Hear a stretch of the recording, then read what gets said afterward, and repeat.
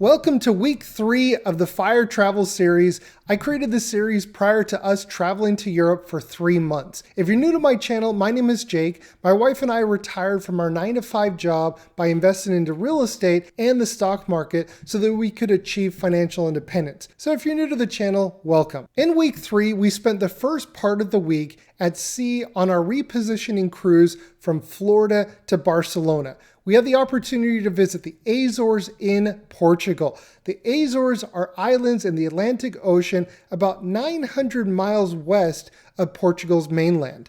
I was really looking forward to visiting the Azores because my dad's great-grandparents were from the Azores. We got to visit the largest island of San Miguel, and this was where my grandparents were from. This is a very popular tourist destination, and we won't be able to see a lot because we're only going to be there for 1 day. After visiting the Azores, we had the opportunity to visit a few coastal towns in Spain, and at the end of the week, we arrived in Barcelona. This is a part of the trip that I was most anxious about because we have a car seat, and with all of our luggage and getting into the hotel with a taxi can be a little bit exhausting, especially with a 4-year-old. So when I lived and worked in Germany in my 20s and early 30s, I really enjoyed visiting big cities. Now in my late 30s, I go out of my way to avoid them. So going on vacation to see a big city is exciting, but also very draining. So nowadays, I much prefer peaceful, relaxing vacations that don't include loud, big cities.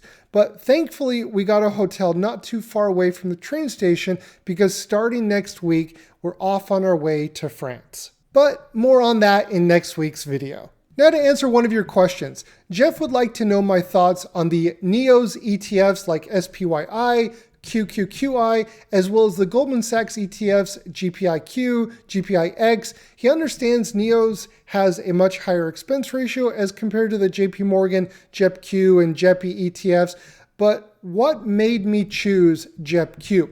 I get this question quite often. There are a few reasons why I chose JEPQ, the ETF from JP Morgan, over other covered call ETFs. The main factors that I considered were cost, the fund methodology, and the fund issuer. When it comes to these 3 factors, the JP Morgan ETF JEPQ and JEPI outshine the others in my opinion. All of these ETFs that you mentioned are similar, but also in some cases very different. The NEOS funds have a very different approach than JEPQ, and JEPQ utilizes ELNs, or equity-linked notes.